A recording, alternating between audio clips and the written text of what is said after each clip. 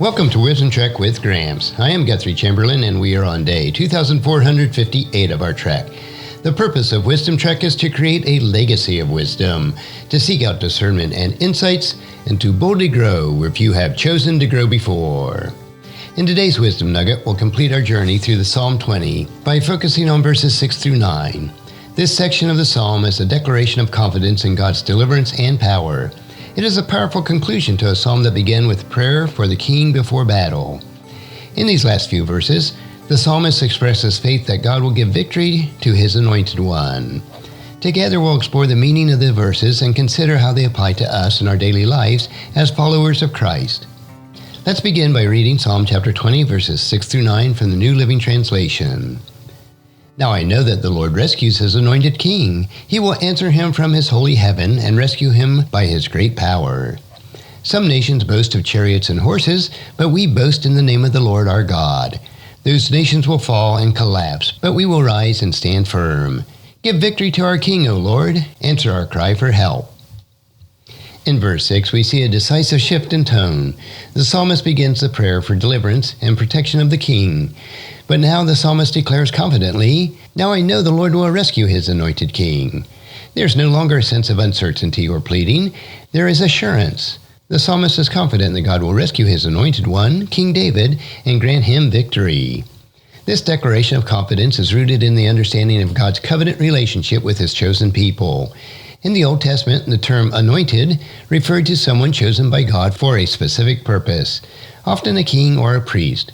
In this case, the anointed king is David, and the psalmist expresses faith that God will protect and deliver him because of a special relationship that God has established with him. For us today, this verse holds a great meaning as well. As believers, we are anointed through our relationship with Jesus Christ, who is the ultimate anointed one. Jesus is our king, and God has promised to rescue and deliver all who belong to him. This confidence that the psalmist speaks can be our confidence as well. We know that the Lord rescues his people. He hears our cries and answers us from his holy heaven. When we face challenges in the battle of life, we can rest assured that God is with us. His great power is at work to deliver us from our troubles, just as it was for King David. Whether our struggles are spiritual, emotional, or physical, God is faithful to intervene and rescue us according to his will. In verse 7, we see one of the most well-known and profound statements in Psalms. Some nations boast in their chariot and horses, but we boast in the name of the Lord our God.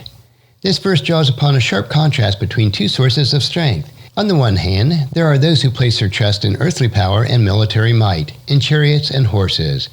In the ancient world, chariots and horses were symbols of military strength and dominance. They were the tools of the powerful nations that used to conquer and defend their territories. However, the psalmist points out that true strength does not come from human power or resources. Instead, the people of God boast in something far more significant, the name of the Lord. Their confidence is not in their weapons or their army or their wealth. It is in God, who has proven himself time and time again to be faithful and powerful beyond human understanding. This verse serves as a reminder where our true strength lies. In our modern world, we may not rely on chariots and horses, but we often place our trust in other things like our careers, our finances, our abilities, or even in other people. But none of these things can ultimately save us or provide us with security and peace that we genuinely need. As a follower of Christ, our boast, our confidence should be in the Lord. It is his name, his character, his power, and his promises that provide us with the strength to face whatever challenges come our way. The name of the Lord is a strong tower, as Proverbs chapter 18 verse 10 reminds us, and the righteous run to it and are safe. This verse calls for us to examine our hearts. Where are we placing our trust? Are we relying on earthly things to bring us security, or are we trusting in the Lord? When we boast in the name of the Lord, we are declaring that he is our refuge and our strength, no matter what the circumstances we may face. In verse 8, the contrast that was introduced in verse 7 continues. The nations will fall down and collapse, but we will rise up and stand firm. The psalmist makes it clear that those who trust in their own strength, those who rely on their own chariots and horses, will ultimately fail. Earthly power is temporary. No matter how strong or mighty a nation may seem, its strength is limited. Kingdoms rise and fall, and history is filled with examples of empires that seemed invisible in their time, but eventually collapsed. On the other hand, those who trust in the Lord will rise up and stand firm. There's a powerful image of stability and endurance here. While the nations that rely on their own strength will fall, God's people will stand firm because their foundation is in Him. The psalmist is proclaiming that no matter how dire the situation may look, those who trust in the Lord will ultimately prevail.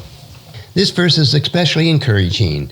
When we consider the trials and the struggles that we face in our own lives, it is easy to feel overwhelmed by the challenges that we encounter. Whether it is external pressures from the world around us or internal battles within our own heart. But this verse reminds us that when our trust is in the Lord, we will not be shaken. We will stand firm, not because of our own strength, but because of the strength of the one in whom we place our trust.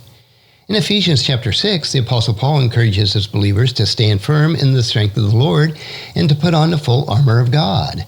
This is the same message that we find in Psalm chapter 20. Those who trust in the Lord will stand firm, even in the face of opposition and difficulty.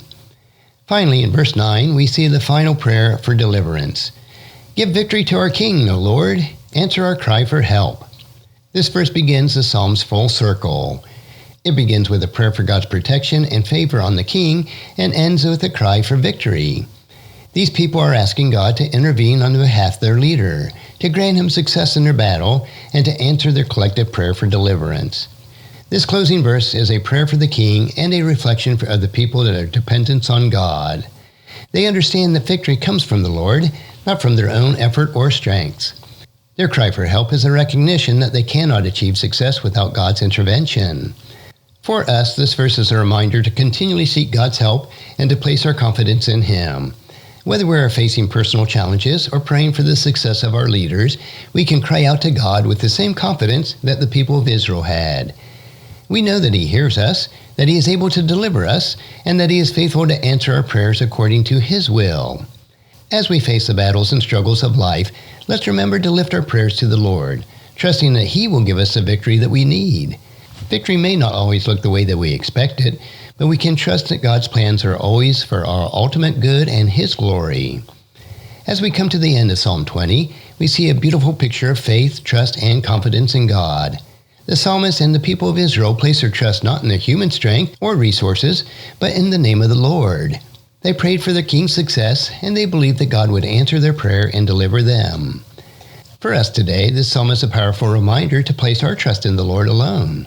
No matter what challenges or battles we face, we can have confidence that God is with us, He hears our prayers, and He will give us victory according to His perfect will. Thank you for joining me on this trek through Psalm chapter 20, verses 6 through 9. I encourage you to reflect on these verses and ask God to help you trust in Him more fully. Let's remember to boast in the name of the Lord and to stand firm in His strength. As always, keep moving forward in your pursuit of wisdom, and remember to keep on trekking along the path of righteousness. Until the next time, may the Lord bless and keep you as you walk in wisdom.